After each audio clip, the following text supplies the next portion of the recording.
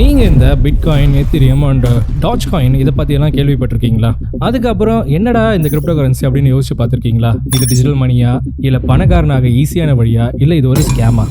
இந்த வீடியோல நம்ம கிரிப்டோவை பத்தி சிம்பிளா பார்க்கலாம். By the end of the video நீங்க ஒரு கிளியரான அண்டர்ஸ்டாண்டிங்கோட இருப்பீங்க. சரி, வாங்க வீடியோக்குள்ள போகலாம். கிரிப்டோ கரன்சினா என்ன?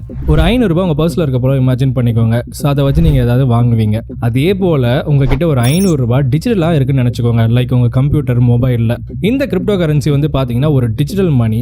அதை நீங்க சென்ட் பண்ணலாம், ரிசீவ் பண்ணலாம், ஒரு டிரான்சாக்ஷன்ஸ்க்காக யூஸ் பண்ணலாம். சேம் உங்க யூபிஐ ஆர் நெட் பேங்கிங் போல தான். பட் பெரிய டிஃபரன்ஸ் என்னன்னு பாத்தீங்கன்னா, இந்த இடத்துல பேங்க்ஸோ சரி, கவர்மெண்ட்டோ சரி உங்களை கண்ட்ரோல் பண்ண போறது கிடையாது. இதுக்கு பதிலாக பிளாக் செயின் என்ற டெக்னாலஜி மூலமா தான் இது எல்லாமே ஒர்க் ஆகுது. அந்த டெக்னாலஜி இந்த கிரிப்டோ கரன்சியை செக்யூராகவும் டீசென்ட்ரலைஸ்டாகவும் வச்சுக்குது. சரி, இந்த கிரிப்டோ கரன்சி எப்படி ஒர்க் ஆகுது? பேங்க் நம்ம பணத்தை ஸ்டோர் ஆர் கண்ட்ரோல் பண்றது போல இல்லாம கிரிப்டோ நம்மளோட பணத்தை எல்லாமே பிளாக் செயின்ல ஸ்டோர் பண்ணுது. பிளாக் செயின்னா என்ன அப்படின்றது நம்ம தெரிஞ்சுக்கலாம். ஒரு பெரிய கூகுள் ஷீட் வேர்ல்டு ஃபுல்லா இருக்கிற எல்லார்கிட்டையும் ஷேர் பண்ணிருக்க போல நினைச்சுக்கோங்க.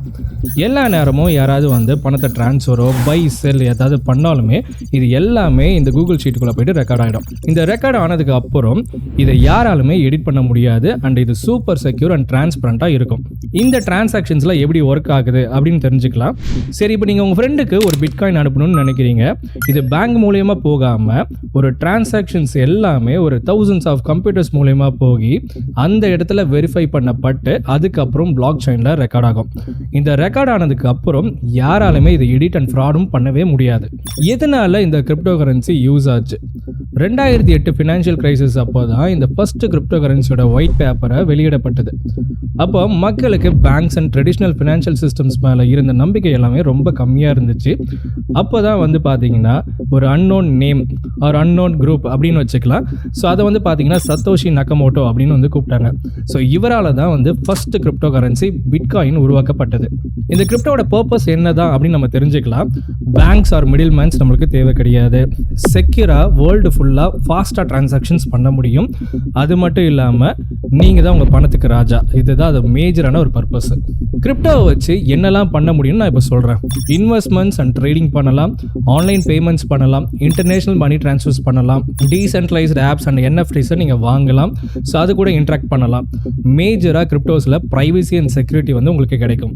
சரி, இப்போ எல்லா நல்ல விஷயத்தையும் பற்றி நான் சொல்லிட்டேன். இதில் என்ன கெட்ட விஷயங்கள் இருக்குது, அது என்ன ரிஸ்க் இருக்குது, என்ன சேலஞ்சஸ் இருக்குன்னு தெரிஞ்சுக்கலாம்.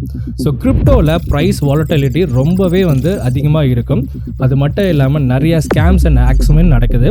முக்கியமாக சில கவர்மெண்ட்ஸில் நிறையா ரெகுலேட்டரி இஷ்யூஸ் வந்து இருக்குது. ஸோ இந்த வீடியோவில் வந்து பார்த்தீங்கன்னா நீங்கள் ஒரு கிரிப்டோட அண்டர்ஸ்டாண்டிங்கை பற்றி ஃபுல்லாகவே தெரிஞ்சுக்கிட்டு இருப்பீங்க. பட் இதுக்குள்ளே நிறைய விஷயங்கள் வந்து நான் சொல்லியிருப்பேன்.